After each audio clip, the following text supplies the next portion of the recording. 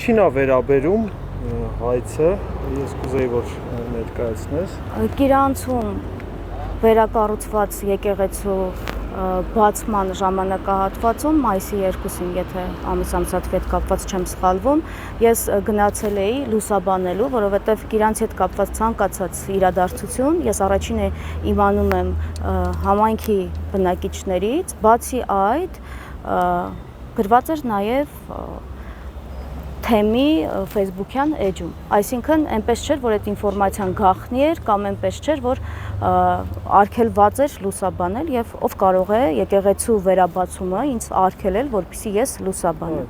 Այդ տրամաբանությամբ գնացել էի լուսաբանելու,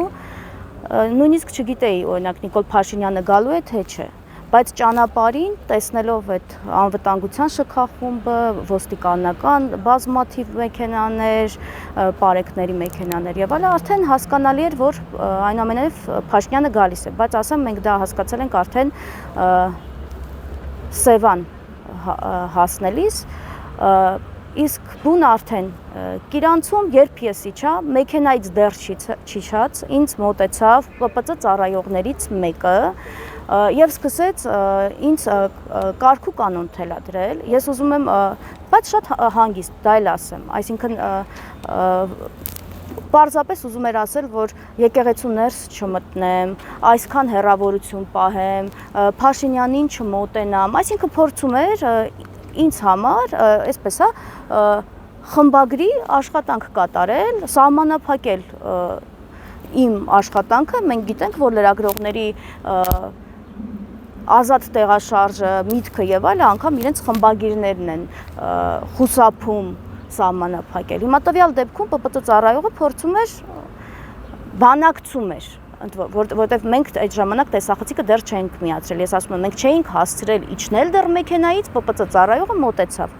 Հանգիստ բացատրեցի, որ որևէ մեկը չի կարող ինձ արգելել, որ ես այդ իրադարձությունը լուսաբանեմ եւ որևէ մեկը չի կարող իմ ազատ տեղաշարժին խոչընդոտել, բայց եթե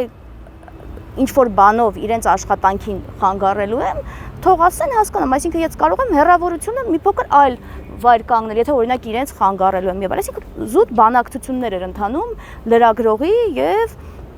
ՊՊԾ ծառայողի միջեւ, հաշվի առնելով, որ ես իմ աշխատանքն էի կատարելու, իրենք իրենց աշխատանքն էին կատարելու, բայց երբ հասկանում ես, որ խնդիրը ոչ թե ինչ որ մեկի աշխատանքը կատարելն է, այլ քո աշխատանքը սահմանափակելը, բնականաբար ինչպես ցանկացած լրագրող, այնպես էլ ես խոսում եի։ Այդ ընթացքում, որ մենք քայլելով, խոսելով իջնում ենք, հասել ենք մի մեքենայի մոտ, ես չեմ էլ նկատել այնտեղ ով է կանգնած եւ այլն, շարունակել ենք խոսակցությունը եւ այդ ժամանակահատվածում Գեգամ Նազարյան ձայն լսեցի, որ ասում էր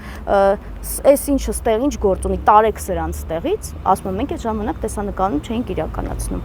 Երբ լսեցինք այդ արտահայտությունը,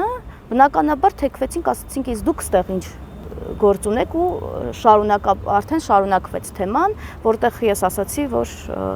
ինքը ուրացել է իր որդու շիրիմը, բայց ասեմ, ես ինչու եմ այս անգամ դիմել դատարան եւ ինչու եմ այդպես իրեն պատասխանել, որտեղ սա առաջին միջադեպը չէր Կիրանցում բուն այդ սահմանազատման, այսպես կոչված սահմանազատման գործողությունների ժամանակահատվածում Գեգամ Նազարյանը էլի խոսքով հարձակում էր գործել ին վրա,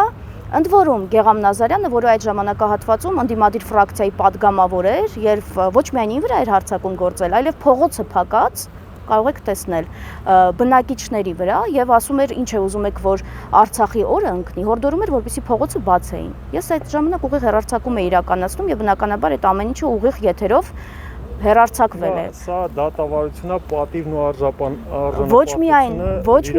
ոչ միայն պատիվն ու արժանապատվությունը որ մասով դու գտնում ես որ վիրավորվել է, հա, որ դեպքը տեղի ունեցավ, որ կներեք, միայն պատիվ ու արժանապատվություն չի, այստեղ զրպարտություն է, որտեղ ասում է բոլորը գիտեն, որ դու չասեմ իր ասածները, այստեղ անբարոյական է անվանում, ես այդ խոսքի վրա ազդանշան եմ դրել, որպեսզի չլսվի այդ հայախառն արտահայտության վիրավորել է ամեն դեպքում ոչ միայն անբարոյական անվանելով, այլև ասում եմ հայախառն արտահայտությունով։ Ճիշտ է, ես խոսքի վրա ասում եմ ազդանշան եմ դրել, որպեսզի այդ հատվածը, միայն այդ հատվածը չլսվի, բայց նա դա ասել է բազմաթիվ անձանց մոտ, բազմաթիվ ՊՊԾ ծառայողների մոտ, այսինքն 3-ից ավել անձանց մոտ։ Հիմա փաստորեն Գեգամ Նազարյանը նաև խոչընդոտել է քո լրագրողական աշխատանքին միջամտել է մի խոսակցությանը, որը ընդհանրապես իրեն չի վերաբերել։ Եվ ձեզ ասեմ, Գեգամ Նազարյանի պարագայում նա կարծես թե իմ հետ կապված ինչ-որ հին վրեժ ունի լուծելու, որովհետև ըստ էության ես եմ բացահայտել, որ ինքը լինելով ընդդիմադիր ֆրակցիայի падգամավոր, սերտ համագործակցում է իշխանությունների հետ։ Նրա այժմյան վարքագիծը եւ հայտարարությունները իմ բացահայտումների վառ օրինակ շարունակություն կարող եք դիտարկել։ Հիմա բացի այդ, Գեգամ Նազարյանի միջադեպից հետո այսպես շղթայական, կարծես թե միտումնավոր այսպես շղթայով սկսեցին ինչ-որ անձիկ հիշել իմ երեխայի վերաբերյալ ինչ-որ հիշատակումներ անել, փորձել ինձ ներկայացնել Գեգամ Նազարյանի ներկայացրած լույսի ներքո, այսինքն նա իրապես շոշափելի առումով վնաս է հասցրել իմ պատվին ու արժանապատվությանը եւ